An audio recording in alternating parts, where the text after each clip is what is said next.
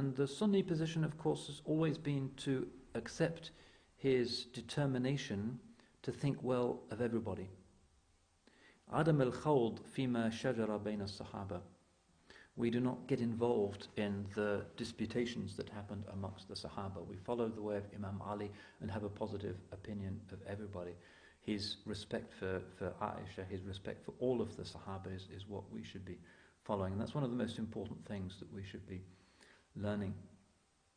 There's an amazing dream of one of the very early hadith scholars, Amr ibn Shurahbil, which always makes me think. This is what he wrote down after he saw the dream. رَأَيْتُ كَأَنَّنِي دَخَلْتُ الْجَنَّةِ. I saw it was as though I had entered paradise. فَرَأَيْتُ قِبَابًا مَضْرُوبًا. And I saw domes or tents that had been set up. فَقُلْتُ لِمَنْ هَذِهِ الْقِبَابِ. And I said, who are these tents for? فَقَالُوا لِذِي الْكِلَاعِ وَحَوْشَبْ وَكَانَ مِمَّنْ قَاتَلَ مَعَ مُعَاوِيَةَ. And it was said to me, they are for Lul Kila and Hawshab. And they were two of the people who had fought and killed on the side of Muawiyah. فَقُلْتُ فَأَيْنَ عَمَّارُ وَأَصْحَابُهُ. And I said, so where are Ammar and his companions? Ammar bin Yasir, one of the great Sahabas, was killed in that battle fighting for the cause of Ali. قَالُوا أَمَامَكَ. And they said, there, in front of you. قُلْتُ وَقَدْ قَتَلَ بَعْضُهُمْ بَعْضًا. And I said, they were fighting amongst themselves. قِيلَ إِنَّهُمْ لَقُوا اللَّهَ وَوَجَدُوهُ وَاسِعَ الْمَغْفِرَةِ. And it was said, when they met Allah, they found that He was of broad and great mercy. قُلْتُ فَمَا فَعَلَ أَهْلُ النَّهَرِ قِيلَ لَقُوا بَرْحًا. And then I said, what about the people of the river? That's the Kharijites, the extremists, the narrow-minded literalists, the people who assassinated Ali. And it was said, they found the fire of hell. And that really sums up the position of the scholars of Islam, that we draw a veil over what might seem sometimes to us to be strange about intentions that seem to be conflicting with each other, and that we say, kulluhum udul, all of them were upright witnesses. And there's a tremendous spiritual wisdom in this.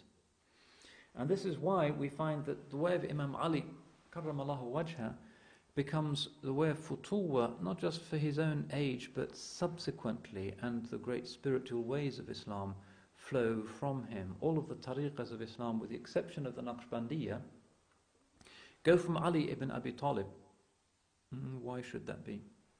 Well, even the Naqshbandiyya, their silsila includes Ja'far al-Sadiq, and they also have the kind of alid fragrance about them. So why is that? That requires indications. Why is it that the way followed by Imam al-Ghazali and all of the great ones, Imam al-Junaid, the great saints of Islam, the spiritual fragrance comes from Imam Ali?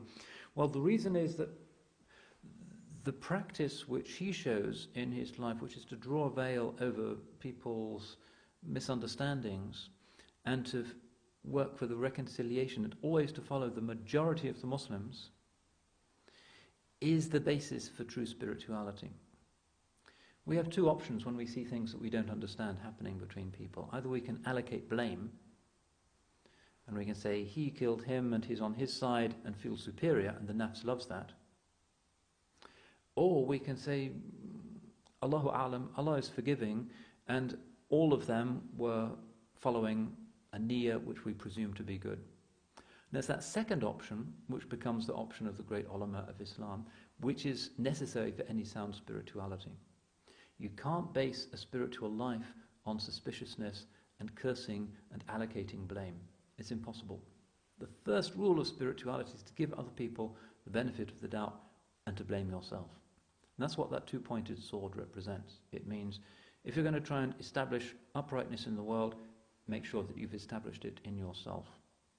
This is one of the great lessons that we learn from the four khulafa, the necessity of the jama'ah.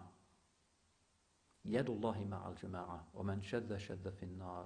Allah's hand is over the jama'ah, the congregation, the greater number, as-sawad al-a'zam.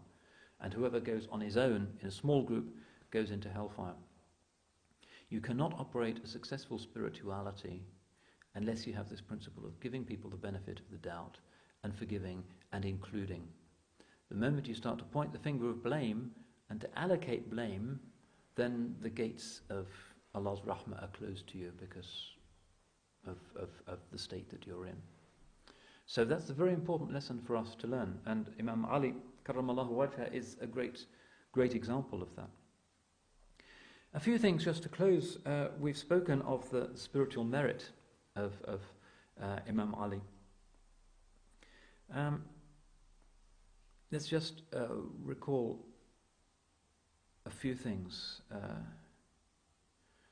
Ammar bin Yasir, who we've been speaking about, radiyallahu anhu, قال سمعت رسول الله صلى الله عليه وسلم يقول, I once heard Allah's Messenger صلى الله عليه وسلم saying, يا علي, O Ali, إن الله تعالى قد زينك بزينة لم يزين العباد بزينة أحب إلى الله تعالى منها. Allah, exalted is He, has adorned you with an adornment which He has never adorned any of His servants with any adornment more beloved to Him than it. يَزِينَةُ الْأَبْرَارِ عِنْدَ اللَّهِ عَزَّ وَجَلَّ, which is the adornment of the saints, the good ones in the sight of Allah. What is it? الزُّهْدُ فِي الدُّنْيَا, doing without the things of this world. فَجَعَلَكَ لَا تَزْرَأُ مِنَ الدُّنْيَا شَيْئًا, and He made you somebody who is not relying on anything in the world. وَلَا تَزْرَأُ الدُّنْيَا مِنْكَ شَيْئًا, and the world does not have any dependence upon you. وَوَهَبَ لَكَ حُبَّ الْمَسَاكِينَ, and He bestowed upon you the gift of love for the poor. فَجَعَلَكَ تَرْضَى بِهِمْ أَتْبَاعًا, and He made you to be happy that they are your followers. وَيَرْضَوْنَ بِكَ إِمَامًا, and that they are happy to have you as their Imam.